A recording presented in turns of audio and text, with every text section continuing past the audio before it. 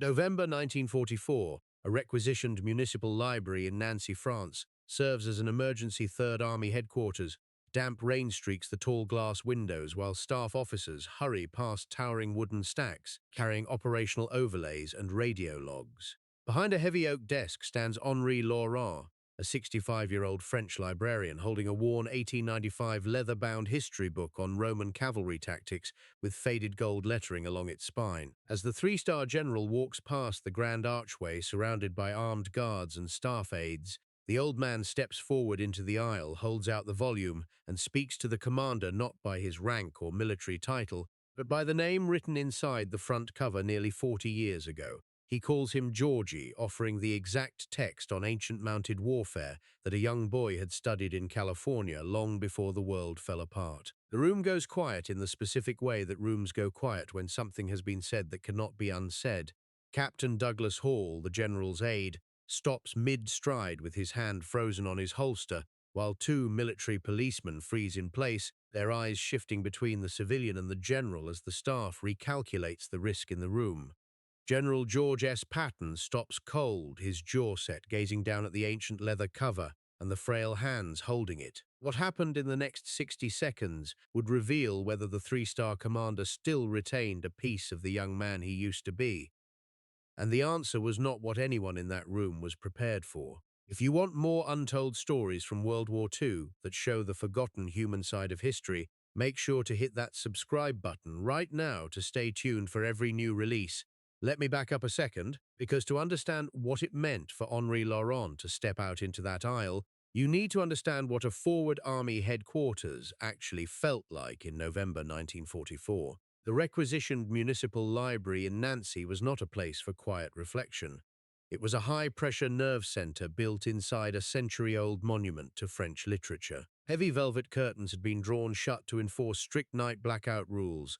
Grand oak tables, once reserved for quiet scholars, were now smothered beneath giant acetate map overlays, red grease pencils, field telephones, and half-eaten rations. The cold, damp air smelled of wet woolen coats, stale coffee, pipe smoke, and diesel exhaust drifting in from idling staff cars outside. Armed guards stood at every archway while radio operators logged incoming casualty reports. It was a space where every single second was judged by operational utility, and anything without a tactical purpose was treated as an unwanted distraction. In this environment, hierarchy was absolute. You did not cross the path of a high-ranking commander moving between operational briefings. You certainly did not approach him uninvited, extend a hand, or speak a personal name from his distant past. To the aides and guards, General George S. Patton was a terrifying force of nature whose relentless drive demanded instant compliance. Stepping directly into his walking lane, carrying an unvetted object, was a breach of security and chain of command protocol, so severe it shocked everyone who saw it. The unwritten law of the room was clear. When the three-star general moved, you cleared the way, stood at attention, and kept your mouth shut. The stakes outside those library walls were brutal. November 1944 was a month of punishing attrition across the Western Front. The Third Army was fighting a double war against fortified German lines and devastating winter rains. Every tactical choice made in that building rippled out across thousands of square miles.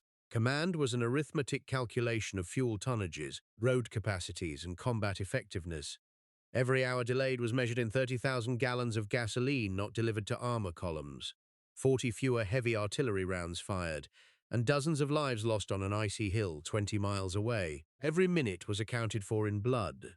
And that was the room Henri Laurent stepped into, holding an 1895 leather-bound history book. Picture the scene inside that high-ceilinged library corridor. Rain tapped steadily against the tall stained glass windows, casting long, dim shadows across the polished marble floor. Dozens of staff officers, busy clerks, and armed military policemen stood completely frozen along the perimeter, their breathing visible in the cold, unheated air. A faint, heavy smell of damp wool, gun oil, and age-old leather filled the room. In the center stood Henri Laurent, frail and stooped in his worn cardigan, holding out that 1895 leather-bound history book with hands that trembled slightly under the weight. The faded gold lettering on its spine caught the low, amber light of a single desk lamp. Opposite him stood the imposing figure of General George S. Patton, complete with his lacquered helmet and polished leather boots, caught entirely mid-stride. Captain Douglas Hall watched from 2 paces behind, his hand hovering near his sidearm while his mind raced through immediate security protocols and command breaches. Every staff officer in that crowded aisle made a swift, quiet calculation, fully bracing for the famous tempest of three-star fury that usually met any unexpected civilian disruption. They saw an elderly librarian committing a severe operational error, stepping directly into the walking lane of a commander driving hard toward the German border. Nobody moved, nobody dared to step forward and draw the general's unpredictable focus onto themselves. Stay with me, because what happened next in that room is the part nobody was expecting. The accounts that survive from the officers present inside that library are remarkably consistent in shape. Captain Douglas Hall and the surrounding staff all recorded the exact same sudden, stunned shift in the room's atmosphere. Nobody in that building expected the relentless three-star general to halt his rapid stride, let alone pause the urgent machinery of Third Army headquarters for a forgotten volume. Patton reached out with gloved hands and took the heavy, worn text from the librarian. Not the way a general looks at an operational delay. Not the way an aggressive commander looks at an unauthorized civilian approach. He looked at that faded leather, binding the way a man looks into a mirror after 40 long years. Slowly, his fingers turned the heavy, yellowed pages until he reached page 42. There, written in faint boyhood pencil, were detailed margin notes and tactical sketches of Roman cavalry formations, drafted long before he ever put on a uniform. Patton stared down at his 14-year-old handwriting for a long, unyielding beat. Then, pulling a pen from his tunic, he signed his full name across the white flyleaf and handed the volume back to the old man. "Keep it here," he said softly. The heavy silence that followed stretched across the high-arched library corridor, thick with an unspoken weight. Henri Laurent accepted the signed volume with trembling hands, pulling it tight against his chest, as though holding fragile, ancient glass. Captain Hall would later describe the commander's sudden transformation during those few seconds with a single word: deliberate. Patton did not deliver an impassioned speech to his staff, nor did he linger for praise or recognition. He simply turned back toward the main aisle, adjusted his gloves, and resumed his hard march toward the tactical briefing tables, leaving the old French librarian standing alone among the grand wooden stacks. See, what most folks don't realize is that George S. Patton was a military leader deeply haunted by history, living simultaneously in the brutal winter cold of 1944 and the heroic legends of antiquity. To the staff officers rushing around him, he was an unyielding force who calculated war in stark arithmetic: kilometers of terrain secured, tons of fuel allocated, and casualty figures logged on grease pencil maps. In that relentless operational calculus, an 1895 history book on ancient horsemen held zero practical utility, yet seeing those boyhood pencil notes on page 42 bridged the vast, terrifying gap between the iron commander driving hard toward Germany and the idealistic youth who had once dreamed of glory long before the world went mad. Patton recognized something the surrounding officers completely missed in that high-tension moment. Military command and strict hierarchy were necessary instruments for winning a war, but cultural heritage, personal identity, and quiet civilian dignity were the actual foundations worth protecting. By leaving his childhood text on a public shelf in Nancy, he was not issuing an order or seeking applause. He was deliberately anchoring a piece of his pre-war self in a haven of human knowledge that would endure long after the gunfire ceased. Henri Laurent was 65 years old, born in 1879 along the Rue Saint-Dizier in the heart of Nancy. His father had been a master bookbinder in the old quarter, a quiet craftsman who spent over 40 years hand-sewing cracked calfskin bindings, restoring medieval vellum, and mixing wheat paste in copper pots. Young Henri had learned the trade in his father's workshop, spending long, silent afternoons learning how to scrape dried bone glue, align fragile linen threads, and mend foxed paper with fine tissue. By 1910, he had secured a permanent position as an archivist at the Nancy Municipal Library, where he devoted 34 years to cataloging rare military treatises, local maps, and donated private collections. When German forces occupied the city in 1940, Laurent worked secretly after midnight, hiding thousands of irreplaceable volumes in damp cellar vaults so the culture of his province would survive the occupation. He lived with his younger sister, Elise, who ran a small seamstress shop on Rue Stanislas, and his post-war dream was modest: finish re-indexing the region's 18th century municipal archives and retire to a quiet cottage near the Meurthe River. He was not a heroic man in any conventional sense. He was not a soldier or a strategist. He was the kind of man who looked at an old book and recognized the living hands that bound it. He was the kind of man who believed that preserved knowledge was the ultimate defense against chaos.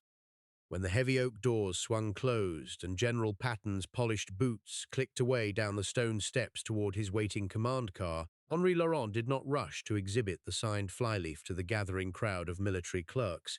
He did not boast or call for celebration. He simply walked back to his small work table beside the tall arched window, set his brass reading lamp straight, and took out a soft linen cloth. He carefully wiped away the light film of coal dust from the leather cover, opened the book to page 42, and studied the young pencil sketches of ancient cavalry wedges one final time. Satisfied, he closed the text, carried it down the aisle, and slid the 1895 volume back into its precise position on the shelf between two histories of the Napoleonic Wars, exactly where it belonged.